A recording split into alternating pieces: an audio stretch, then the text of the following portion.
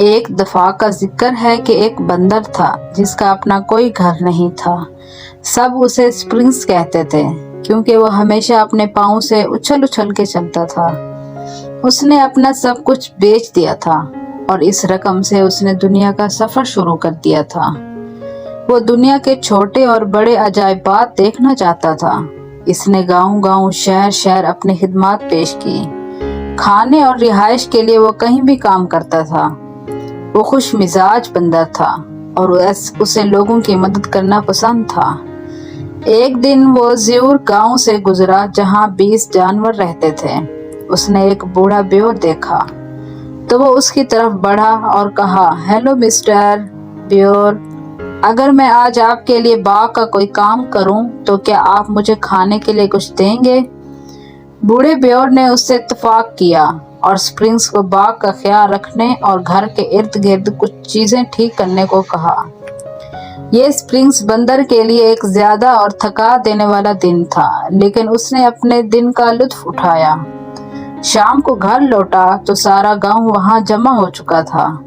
لکڑی کی بڑی میز پر بہت سا کھانا رکھا ہوا تھا اور ہر کوئی اس طرح جشن منا رہا تھا جیسے ان کے چھوٹے سے گاؤں میں کوئی ہیرو آیا ہو۔ ان سب نے اس شام بہت اچھا وقت گزارا۔ یہ ایک بڑی پارٹی کی طرح تھا۔ وہاں رقص اور بہت سا کھانا تھا اور سپرنگز نے واقعی اس شام کے لطف اٹھایا۔ اگلی صبح جب سپرنگز بندر جانے کے لیے تیار تھا، بوڑھا بیور اپنی آنکھوں میں آنسو لیے سپرنگز کے پاس آیا اور کہا، آپ کا شکریہ کہ آپ ہمارے ساتھ رات کے کھانے میں شامل ہوئے۔ برائے کرم جب بھی وقت ملے واپس چکر لگانا۔ میرے آپ کی عمر کے 2 بچے تھے جنہیں میں نے 10 سال سے نہیں دیکھا۔ آپ کے ساتھ وقت گزرا تو مجھے اپنے بچوں کی یاد دلانے لگا۔ سپرنگز کو سمجھ نہیں آ رہا تھا کہ کیا کہے، اس لیے اس نے بیور کو گلے لگایا، بالکل اسی طرح جیسے وہ اس کا باپ ہو، اور ایک دن وہ واپس آنے کے وعدے کے ساتھ اپنے راستے پر چل پڑا۔ اس نے 2 ڈاکوؤں کو دیکھا جنہوں نے اسے نیچے دھکیل دیا اور اس کا بیگ لے گئے۔ جب ڈاکو نے اس کے تھیلے میں دیکھا تو انہیں صرف ایک رسی، کچھ اوزار اور کچھ روٹی ملی۔ انہوں نے اس کا بیگ زمین پر پھینک دیا اور بھاگ گئے۔ بندر نے اپنا بیگ اٹھایا اور اپنا سفر جاری رکھا۔ اس نے دنیا کے تمام اچھے اور برے کے بارے میں سوچنا شروع کیا۔ راستہ طویل تھا اور آخر کار راستہ اسے ایک تاریک جنگل کی طرف لے گیا۔ اس کا سفر جاری رکھنے کا واحد راستہ جنگل میں سے گزرنا تھا۔ سپرنگز ایک گھنٹے سے زیادہ چلتا رہا اور پھر اسے احساس ہوا کہ وہ کھو گیا ہے۔ اس نے آرام کرنے کے لیے ایک درخت پر چڑھنے کا فیصلہ کیا اور گاؤں والوں کی طرف سے دی گئی روٹی میں سے کچھ کھانے کا فیصلہ کیا۔ اچانک سپرنگز نے کچھ آوازیں سنی جو مدد کے لیے چلا رہی تھی۔ وہ درخت سے نیچے اترا اور جس طرف سے آوازیں آ رہی تھی اس طرف بھاگا اور اس جگہ پہنچا جہاں سے آوازیں آ رہی تھی۔ اس نے دیکھا کہ 2 ڈاکو جنہوں نے اس دن پہلے اسے دھکا دیا تھا اور وہ زمین کے گہرے سوراخ میں پھنس گئے تھے۔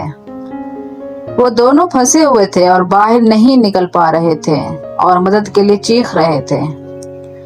سپرنگز تیزی سے اس کے بیگ کے پاس پہنچا اور اندر موجود رسی کو نکالا۔ اس نے رسی کے ایک سرے کو درخت سے باندھا اور دوسرے سرے کو سوراخ کے اندر پھینک دیا۔ دونوں ڈاکو تیزی سے رسی پر چڑھ کر بحفاظت باہر نکل آئے۔ ڈاکو حیران تھے کہ سپرنگز نے انہیں بچایا ہے۔ ایک ڈاکو نے پوچھا، تم نے ہماری مدد کیوں کی؟